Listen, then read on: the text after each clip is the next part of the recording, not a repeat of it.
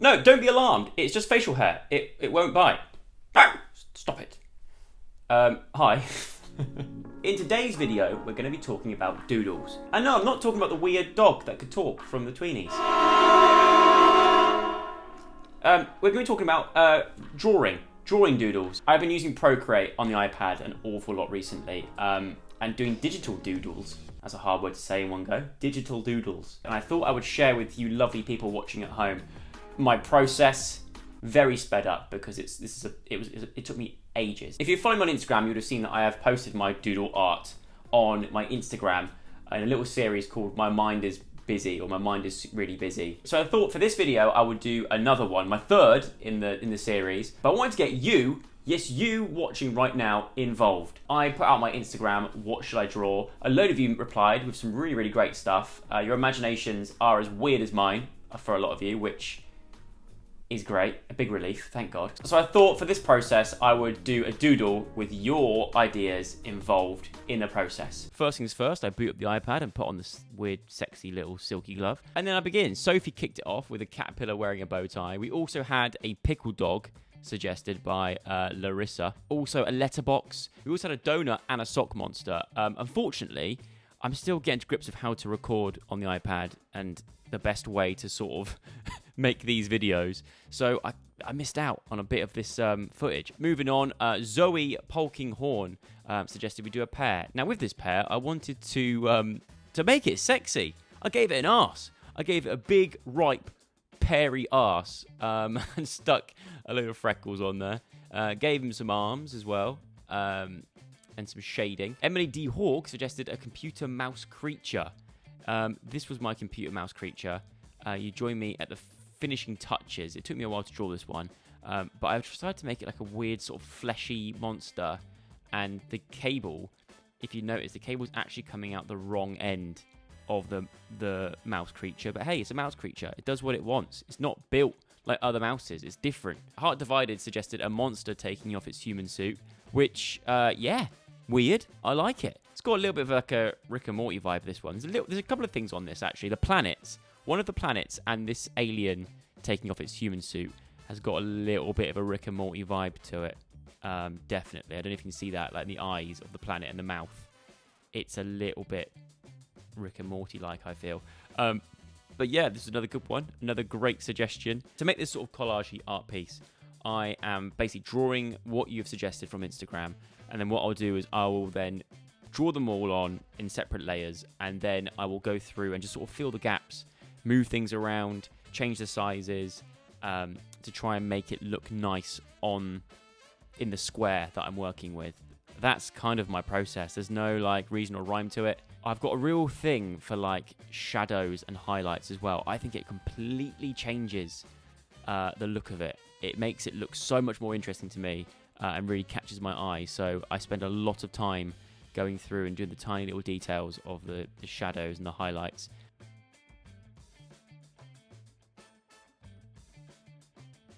Lulu Lewin suggests worms.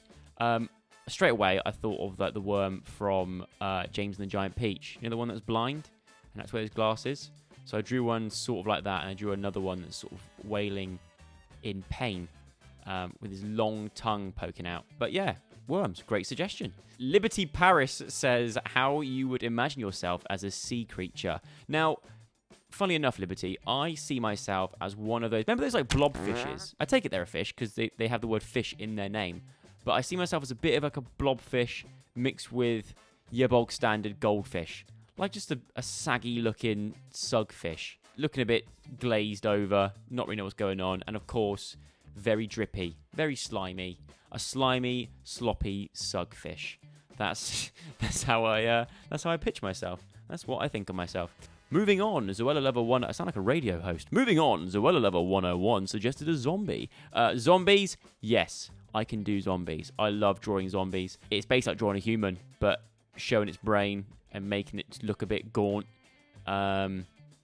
giving it pale green skin, gums dark green rather than the pink, just to sort of make it seem like this creature has been dead for quite a while. You can almost smell this picture from looking at that tongue with the little yellow dots on it. You can smell this one, which is the aim I was going for. France Spot 27 says the thing that lives inside your belly button. Now, France Spot, I don't want to disappoint you, but my belly button is a borderline outie, so I don't have anything. Nothing could actually live in there. But if I did have a big deep innie, I'm sure it would look something like this.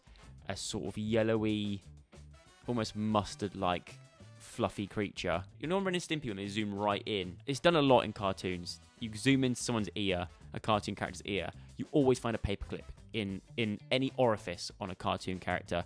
So I decided if something was going to live in my belly button, it would probably have a paperclip coming out of it. Because we've all got paperclips lying around, haven't we?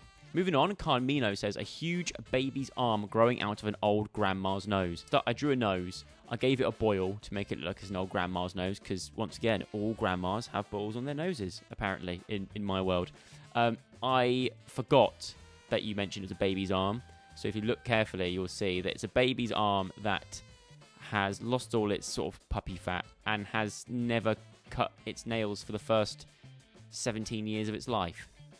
Morphine Unicorn says, sky, sun, planets as humans / natural phenomena as humans. And here we go. These are my planets, giving them sort of human features. Giving any inanimate object human features is, I feel like, it's an instant hit for the internet. People love it. You could take anything, like a mug, give it some eyes and a face, boom, instantly, it's a cute mug. And people love it. Hopefully they do these planets too, because I love them. They've each got their own personalities and their own backstories. You're welcome. Salma Khalifa, 1999, says, a weird house in space. Once again, I ignored the weird bit.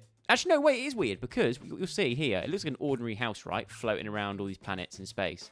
But actually, as we go on, you will notice it's got the biggest system of antennas, whatever you want to call them, masts coming off the roof. So this is a house floating through space, just trying to get a signal. A house lost in space, trying to get a signal to return home to Earth. Little do they know, Earth's right next to him, look. This is what we have so far. It's starting to take shape. Emma WX is getting all artsy and says, maybe add some neo-expressionism things into it. Now, I tried to do this. I tried to release my inner Basquiat on this. It didn't go too well. After doing my best quick attempt at doing this, I decided to make it less prominent and sort of make it more of a background thing. I drew some hands in there, and I think I tried to draw. Was that a foot? No, it's another hand. Or it could be a foot. Who cares? And then I decided to sort of fade it into the background a bit so it's not too prominent. Reem says, melting eyes. Hey, look, anything melting, sign me right up. I drew a spray can with what you think would be paint originally. Little do you know, when I colour it in, you bet yeah, it's melted eyes. Look at that. A load of melted eyes. I think that turned out quite well. It's actually one of my favourite ones on there, I think. Love a good melted eye. Thank you for the suggestion. Joanne says, singing rain. Now, I tried this one twice. The first one, I didn't like it. I didn't want to make all the raindrops blue, as our background is a sort of bluish kind of colour anyway. So I didn't want to lose that. So I decided to make them all very, very as multicoloured as old Joseph's coat from that musical. But I love this one. And then I took it upon myself to add in loads of other little extra bits, lots of little extra monsters. We've got a lamppost monster. We've got lots of little squidgy things. We've got a plant made out of fingers, because that's where my mind goes to for some reason. Lots of little things I added in afterwards just to sort of fill those gaps, make it feel nice and compacted. This art piece took me the best part of 3 days to make, so I really hope you enjoy it as much as I did making it.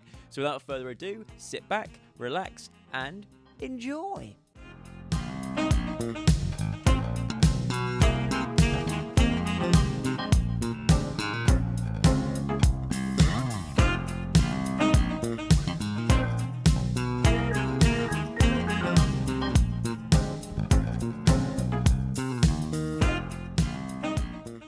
So there you go, that is it, the finished product right here. I mean, I did all the heavy lifting, I did most of the work there, but it was your ideas incorporated into it. So, if you were part of this, give yourself a round of applause, a pat on the back, or a very strong drink if you're of age. Let me know in the comments below what you want to see me draw or do next. I've already got some ideas, but I will put them in the bank and we can start churning out more arty, crafty videos on this channel.